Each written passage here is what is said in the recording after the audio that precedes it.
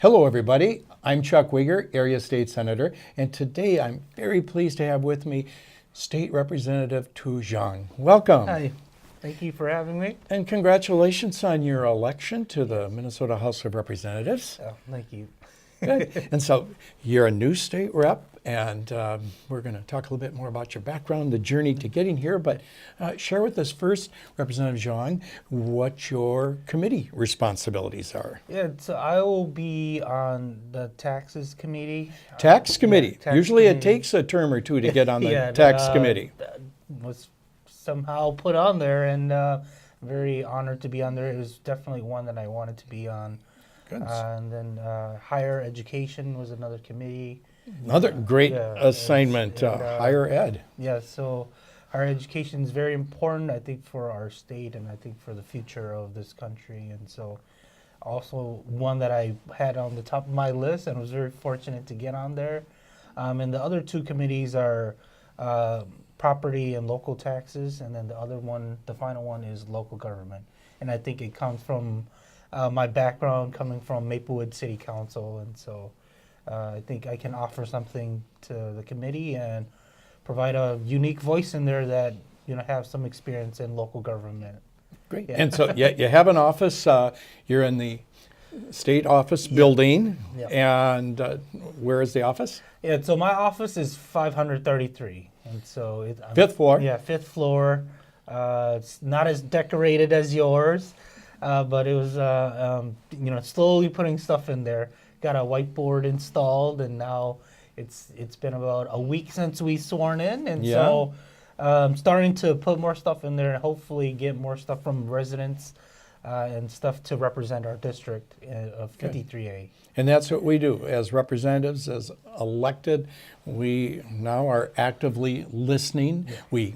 We campaign and send out a message, and then the voters, the jury, they will make a decision. And for those of us that are here, that are sworn in, then we have a very important mission to adopt public policy and a budget that is going to best serve, not only our district, but the entire state of Minnesota. And because ultimately we are state legislators. And so you got to balance all those interests, and you're going to have lots of meetings, which you're already involved in. And of course, as a city council member, you were involved in that too. But as you look at the great committee assignments, are there some particular issues that you think are very important to get resolved as we go through session and proceed even beyond session that we'll continue to work on? What might be a couple of those high priorities? Yeah, so being on higher education, I think, having career pathways, some legislation on, providing some career pathways to young adults or folks that are... But jobs. Jobs, And, focusing on jobs. quality jobs. Quality jobs. And how do we do that? I think, providing skills for the people in the state, opportunities for people to either get apprenticeships or ways to get introduced to certain trades that can fit what their interests are, and introduce them into industries where they can find a good job and a well-paying job. The state invests, understandably, billions of dollars in this area. We have a 2-year budget that we're putting together, but about $50 billion or so. Ultimately, there will be a bipartisan agreement at some point. There needs to be. Yes. And higher education and the K-12, E-12 is a big part of that workforce development. Yes. So you'll be looking especially at the preparation of our workforce. Yes. And I know that you took time with a number of legislators at a conference called One Minnesota, the One Minnesota Conference. and the future. And there was talk about workforce needs. There's a lot of jobs that we need to get prepared for additional talent, for their preparation, recruitment needs to be needed. Are we talking thousands of jobs, tens of thousands? Thousands of jobs that needs to be filled. And part of it is the change in the demographics. Another is the change in the skills that the future job market will need. And so I think we need to make investments now so that when these kids grow up, they will have the skills that will help them get the well-paying jobs that they need, have the economic security that they need. And so it's something I'm very passionate about. Yes. Economic development, workforce development, and education, they all go hand in hand. Ties in with our future, Yes. our well-being. And one other thing that was pointed out at the conference was there, starting next year, well, in 2020, Yes. there will be more people over 65 Oh, than yes. under 18. Yes. And the over 65, they aren't going to die soon. They're going to, some will continue in the workforce, and that's great as long as it works.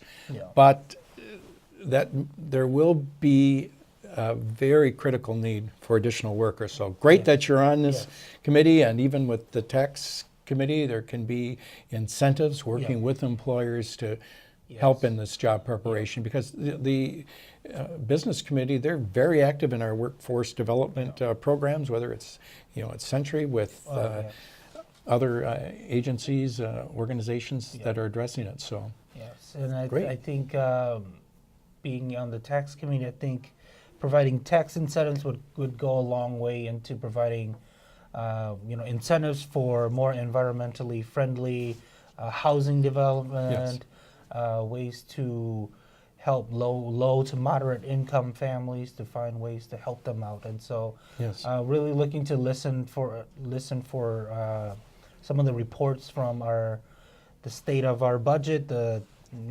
tax revenue that's coming in our state, the tax structure that is in place. And so in the upcoming weeks, we'll be having our hearings to have an overview of our state and our tax structure. So I'm looking to learn a lot and to do research and ask a lot of questions. And I encourage all the folks at home to stay in tune to the developments here at the state capitol. And in the Senate and the House, most of the committee meetings are going to be televised.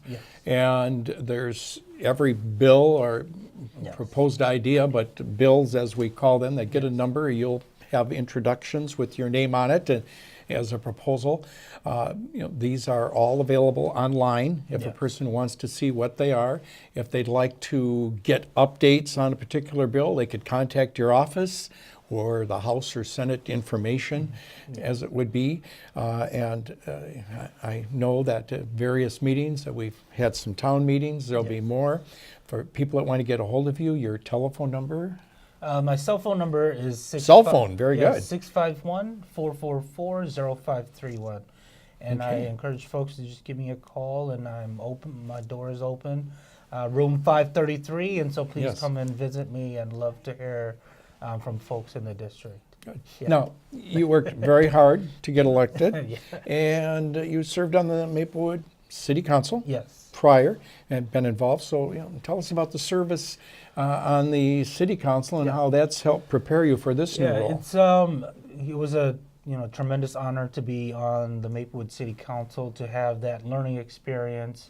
I think talking to some of the more veteran members, I think being on City Council helps you put in perspective of the amount of work that's going to be needed in the committees. I think when folks think of the state capitol, they think of the House chamber or the Senate chamber and fiery speeches, but there's lots of meetings, lots of homework that needs to be done, and I think City Council really prepares you for that. Having to read through staff reports, budget reports, different memos from staff, and really compiling all that information. And so I think it really helped prepare me for that. And so it certainly has. To use that work experience to benefit the state and represent my district, and really asking the questions that needs to be asked. Good. And tell us about your personal journey growing up. Yes, and so I've lived in the southern part of Maplewood for 16 years now. I'm a Tartan High School grad, and so been in part of the ISD 622 school district. All my brothers went there. A couple of favorite memories in high school at Tartan. Being involved in some of the after-school activities, I think that's something that we're hoping to push for and for funding for here at the state capitol. Yes. Being in school programs like Business Professionals of America. Okay, that was one Yes. that you really liked. Yes, and so it was a good opportunity to learn about, what the professional life is like. Yes. Talking to local businesses and getting ideas. What inspired you to, in high school, to want to get involved in business professionals? I think when I was finishing high school, it was when the the banking crisis was starting. Yes. And people were, we didn't know that much. We were still Yeah. just kids, but we could hear the adults talking about, oh, the economy's bad, jobs are very hard to find, unemployment's going up, and it just got me thinking, like, whoa, like, what is my future goals? And so I think BPA really provides an outlet for that. Yeah. Opportunity for high school kids to, start to learn about different things. I think when you're young, you just don't know what to ask. You don't Right. know what the right questions are. And so being in organizations like that, it helps. You be in a school environment, but then it opens you up to a wide variety of different things Absolutely. to learn about and to talk about. And so And after There's a- graduating Tartan, Yeah, I went you to certainly college, continued. I went to college up in St. Cloud. It's where my sister went, and so I followed her. I had a good time there at St. Cloud. I had everything that I needed to go on beyond that. And after that, I went to law school down at William Mitchell College of Law, now called Hamlin Mitchell. Yeah, partnership. They combined the two schools in 2015, and so I went to law school. A week after law school was done, ran for city council, and Yes. now we're here. You're very ambitious. Yeah, I think it was just part of. And my parents, I think my parents had a lot to do with that. Yeah, tell us about that. The inspiring Yeah. that work ethic. Yeah, well, they're refugees from Laos. My grandfather was an American-trained CIA officer. Okay. He was a paratrooper that would parachute into northern Laos to go save American pilots that were shot down over Laos. And so, they believed in what America stood for and the fight to stop communism in Southeast Asia. And so they sided with the Americans, but then after the Vietnam War ended, they were being persecuted by the communist government in Southeast Asia. And so they fled to America. And so everything that my parents had, they left behind in Laos. All their hopes and dreams They had hope and a dream. for themselves, they had to put it on hold. And when they got to America, all their hopes and dreams, they put it on us, the kids. And so they really wanted us to take the opportunities that were in front of us. And so I think having that understanding that, an education doesn't come for free. The opportunity to go to college doesn't come very often. And so when those opportunities were there, I felt like I had to capitalize on it to make it worth the journey that my parents took. And so that I think is just a motivating factor that really helped me. Absolutely. Succeed, Thanks for sharing that inspiring story. It gives me a chance for viewers to better understand that drive, that commitment, that passion that you have. And so I think it just goes back to the tremendous privilege of being here in America, the opportunities that the state of Minnesota offers, the wonderful district that we come from. From Maplewood, Woodbury, Oakdale, North St. Paul, Mattawamkeag. So it's just a tremendous honor to be part of that community and having such a nurturing community where I can go grow up and be safe and get the education that I needed and have the opportunity to be here. How's your family feel about representative now? Oh, they're in your still title?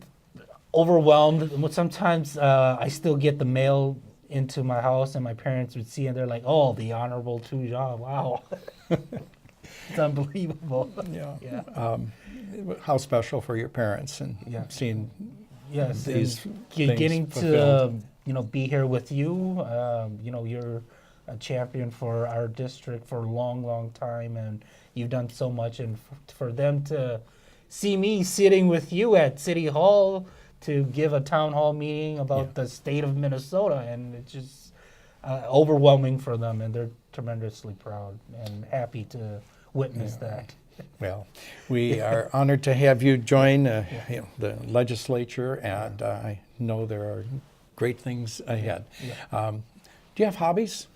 Yeah, so I'm a big college football fan, and football is really big for me and my brothers, and so it's our way to kind of bond.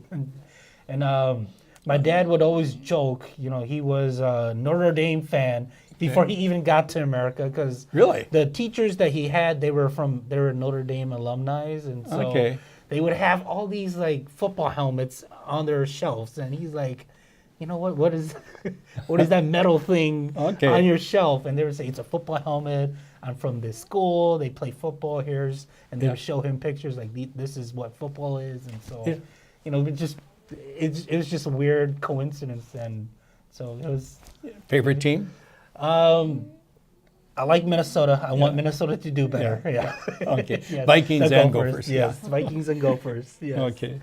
Well, thank you so much. Yes. And advice for viewers that are watching, and particularly for people that might want to get more involved in the process. Yes. I mean, what an example of someone that got involved in the process. But what would your advice be? Yes, I think we mentioned it at some of the town hall meetings, but telling folks that the campaign may be over, the political campaign may be over, but the issues of our state is not over yet, and so we really encourage people to stay involved. Yep. I know lots of volunteers, they come out during the campaign season, but after the election, they're like, okay, we're done, and so they go home and don't really get that engagement anymore. So I encourage folks to stay involved during the session from January till May, and to really, let us know what the residents' concerns are, bills of interest that are of interest to them, and so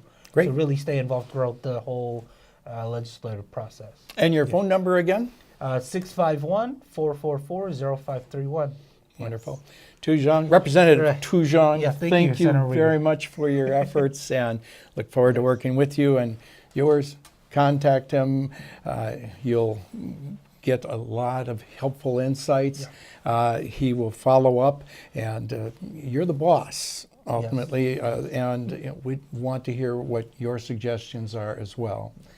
Thanks again, viewers. Thank you.